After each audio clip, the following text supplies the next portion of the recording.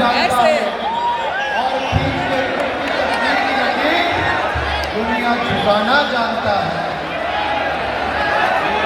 राष्ट्रीय युवा दिवस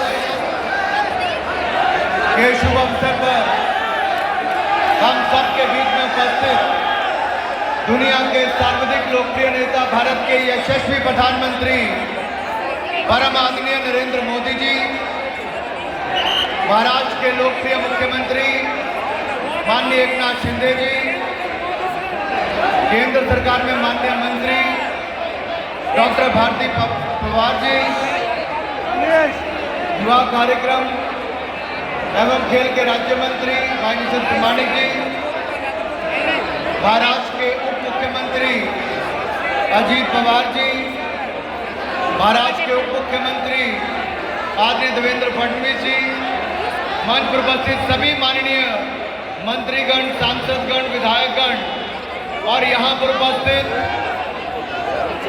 हजारों की तादाद में मेरे प्रिय युवा साथियों, सबसे पहले तो मैं असंख्य युवाओं के प्रेरणा स्रोत हमारे पथ प्रदर्शक स्वामी विवेकानंद जी को उनकी जयंती पर नमन करता हूं, वंदन करता हूं। आज देश के 800 जिलों में जिला पे तो कार्यक्रम चल रहे हैं, 20,000 से ज्यादा स्थानों पर कार्यक्रम हो रहे हैं और यहाँ पर यह युवा महाकुंभ में कहना चाहता हूँ कि आप सबकी ओर से देश के यशस्वी प्रधानमंत्री जी का एक बार अपने स्थान पर खड़े होकर जोरदार तालियों के साथ स्वागत अभिनंदन करें।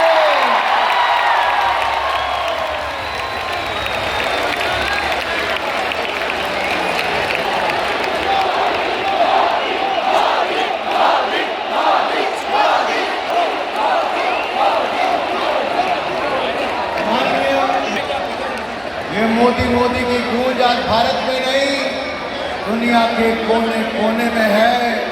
भारत का नाम जिन्होंने ऊंचा किया, लेकिन आज नासिक की ऐतिहासिक भूमि पर हम आज क्यों इकट्ठे हैं? आखिरकार नासिक को क्यों चुना गया? क्योंकि प्रभु श्री राम की पंचवटी यहाँ पर है।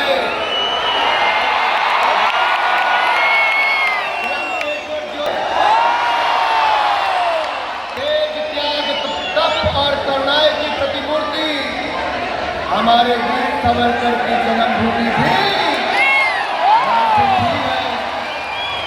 इससे बड़ा सहयोग क्या होगा कि युवाओं के लिए दो प्रेरणा स्रोत जिन्होंने अपनी जीवन देश के स्वतंत्रता संग्राम के लिए दे दिया, आज हम सब के बीच में एक ऐसे नेता है जिन्होंने हम सबको लक्ष्य दिया है विकसित भारत बनाने का।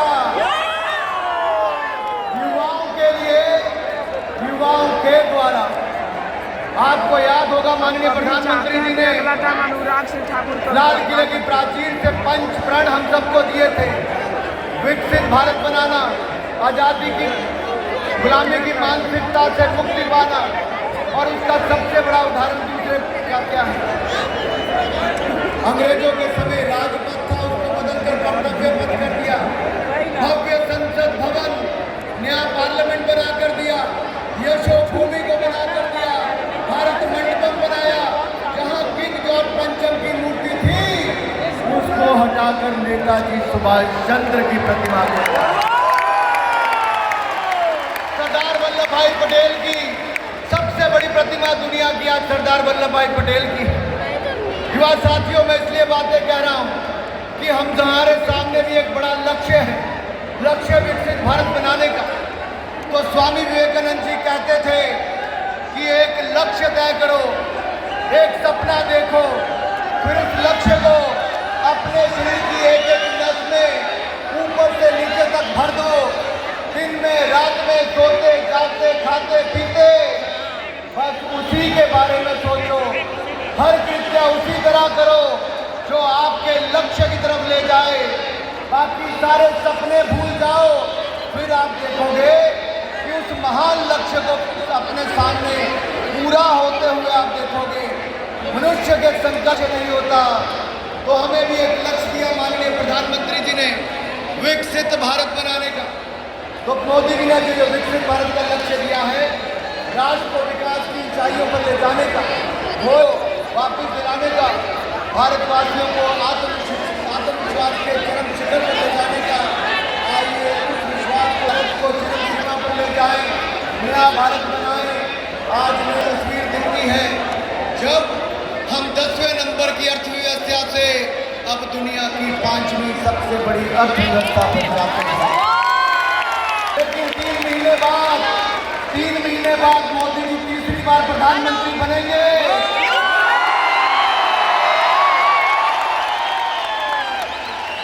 और जब तीसरी बार प्रधानमंत्री बनेंगे तो हम दुनिया की तीसरी सबसे बड़ी अर्थशक्ति बन जाएंगे। अगले 3 सालों में नासिक में भी कुंभ आएगा, एक और हम नासिक का कुंभ बनाएंगे, दूसरी तरफ दुनिया की तीसरी सबसे बड़ी अर्थव्यवस्था बन जाएंगे। मेरे एक समय 10 साल पहले ऐसा था, 2G घोटाला सुनने को मिलता था। आज अपना 5G का नेटवर्क दुनिया में सबसे बड़ा बन गया है। उस समय कॉमनवेल्थ खेल का घोटाला सुनने को मिलता था। आज भारत के खिलाड़ी 100 मेडल जीतकर एशियन गेम्स में आते हैं और हम जल्द ही ओलंपिक्स का आयोजन भी करने वाले हैं। उस समय अंतरिक्ष घोटाला सुनने को मिलता था। आज भारत अंतरिक्ष में नए आयाम स्थापित करता है।